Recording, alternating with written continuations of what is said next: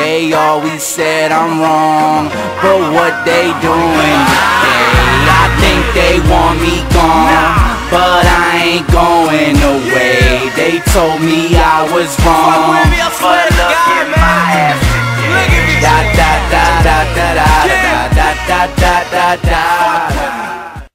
Alright guys, what's going on? I'm Tim for TheRealSportsTalk.com. Follow me on Twitter at CashKelly_TRST, KASHKelly_TRST, and like us at Facebook.com/TheRealSportsTalk.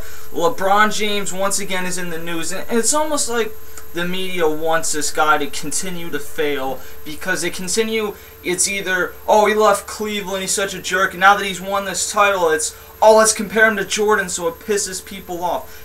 It's almost like that's what it seems like with the media. In reality, I think it's just that the media just makes so much money off him. Same thing with Tim Tebow, except LeBron James actually has talent.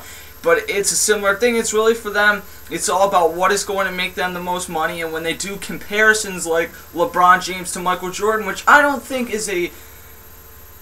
I think Michael Jordan's the greatest player of all time, and I think LeBron James is somewhere between 20 and 13 or 14 at this point, and I'm not trying to disrespect history. I think that's a fair analysis of someone who's gone back and watched the history of the NBA, watched games of Michael Jordan's career, games where not only where he's had 50 and 60 points, but games where he's had 22 points or off nights, things like that. I've gone back, I've studied the history of the game, so it's not like I'm just throwing this out there based off what I've heard. I've watched all these games. Obviously, I wasn't there live to see some of the older players, but I've seen pretty much their entire careers. So when I say I have LeBron James somewhere at 16, somewhere right in that area, I don't think it's necessarily disrespecting history, because the guy's got 3 MVPs, he won a championship this year, he's got a scoring title. I mean, I think that it's being fair.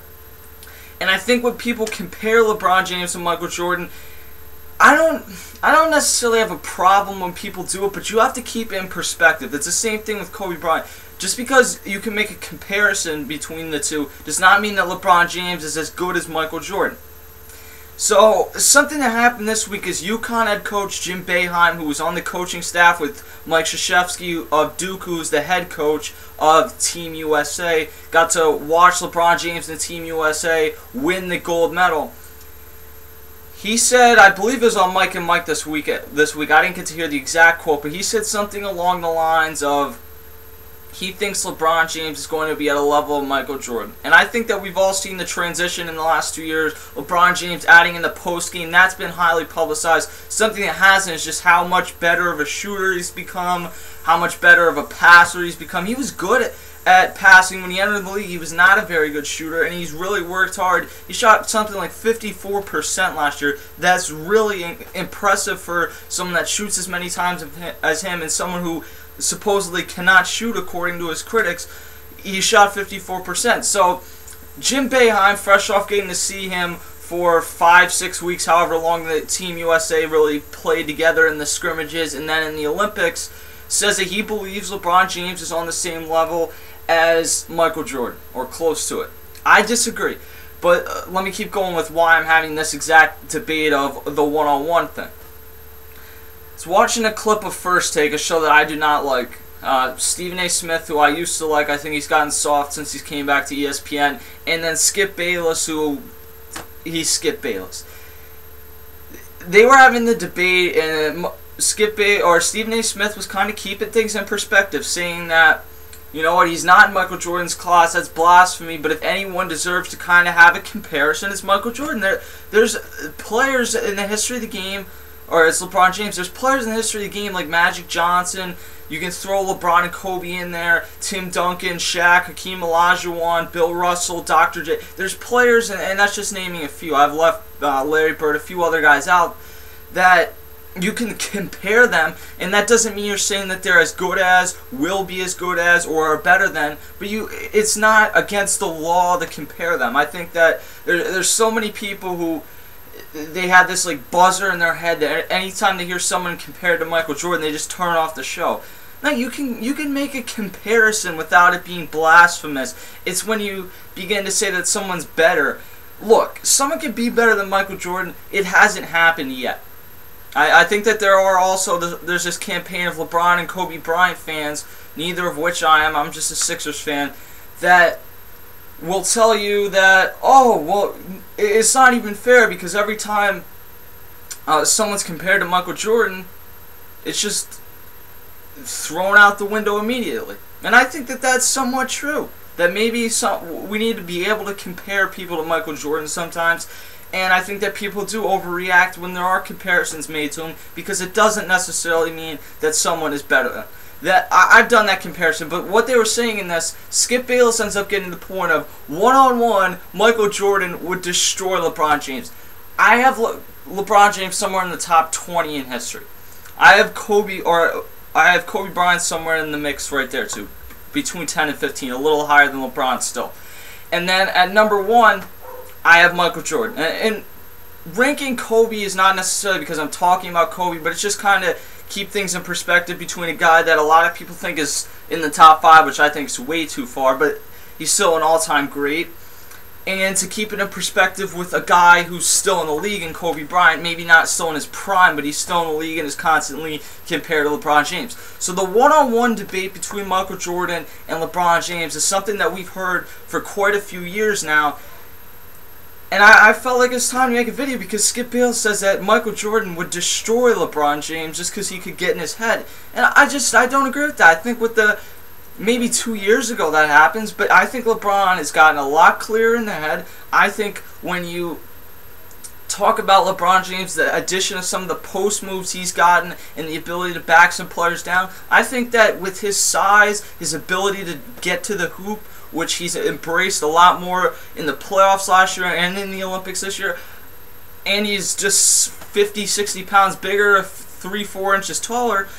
If I'm putting my money on someone, it probably is LeBron James. That being said, though, this is a stupid comparison because one-on-one does not mean anything. How many times in an NBA game have Kobe Bryant and LeBron James ever gotten to the point where they were in a one-on-one breakaway situation? Maybe once in the amount of times they play. It doesn't even happen once in a game. It happens maybe once in the amount of times that they play. And the same thing happens when Michael Jordan. In Michael Jordan's case, how many times do you see Michael Jordan and Magic Johnson or Michael Jordan and Larry Bird? How many times did they get in a one-on-one situation where it was just an isolation situation where everyone else just stayed at the other end of the court and watched them play one-on-one? It never happens.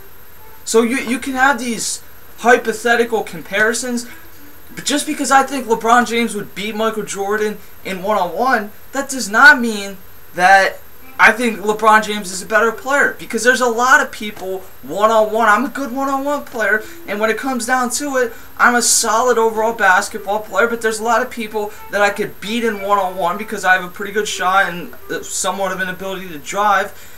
I don't have the greatest power, but and I know you guys don't really care, but I'm just trying to relate this to something that you guys could think of, is in reality, there's a lot of people I could beat in one-on-one that when it comes to 5-on-5, they work better in the offensive systems, they play better overall team defense. There's just a bunch of things that when you get out on an actual team, which basketball is, it's a team sport. It's not an individual sport, even though David Stern and the NBA market it like it is. It's a team sport. And when we have these comparisons, in reality, it really, really means nothing to what actually would happen if they played in a game. Because if Kobe Bryant and LeBron James played next year and LeBron James beat Kobe Bryant, would that mean anything to me? No. When I'm comparing the two of them, would I say, oh, well, Kobe Bryant beat LeBron James in one-on-one, or LeBron James beat Kobe Bryant in one-on-one? No. I'd go off what they did in the 5-on-5 games that we watch on Sunday afternoons and all across the NBA season, and I'm going off what matters. Those games, that's what matters. You don't have statistics for, oh, well, when these two guys played a pickup one-on-one game at Rucker Park. No. And so people really need to realize that these type of comparisons do not mean anything to what actually goes down in the NBA. That's something I wanted to get off my chest. Get that to Skip Bayless and anyone who's making the comparison. And I don't care if people make the comparison to LeBron James and Kobe Bryant, although I think it's overdone in a lot of cases. or LeBron James and Michael Jordan. But don't use, oh, this guy would win in a one-on-one matchup as your real reason why you're saying he's a better player, because it does not mean you're a better player just because you could beat someone in one-on-one. And I don't know if LeBron James really would beat Michael Jordan in one-on-one. That's my guess.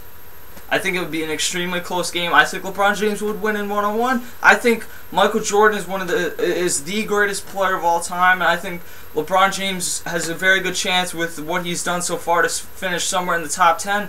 In all likelihood, he won't do what Michael Jordan does. I can't rule it out because the one thing that people don't seem to get is they say, well, we'll take LeBron in his prime versus Jordan in his prime. We don't know if LeBron James has reached his prime yet. It's going to be tough to follow up last season. An MVP, an Olympic gold medal, a finals MVP, a finals championship. But LeBron James can go out next year and maybe the Heat don't win the NBA finals, but he could have a better overall season. And most people won't give it credit because in most people's mind you have to win a championship for it to mean anything, and that's just a flawed way of thinking. But I think that until we, and this is why I don't like comparing players when they're still playing, is because when LeBron James is all said and done, then we can look at this comparison between him and Michael Jordan and really make a fair assessment. The difference between comparing LeBron and Jordan and Kobe and Jordan is LeBron might still be getting better. We don't know that. He could not win another MVP or not win another championship. It's unlikely, but it's possible. Kobe Bryant, on the other hand, is at age 35, past his prime, I think, in most people's case. Still one of the top 10 players in the NBA, some people's opinion. Top 5, I think he's right on the borderline of top 5. And there's nothing in my mind that Kobe Bryant can do that's going to change his legacy at this point. Unless he wins another MVP or something, which I don't see happening.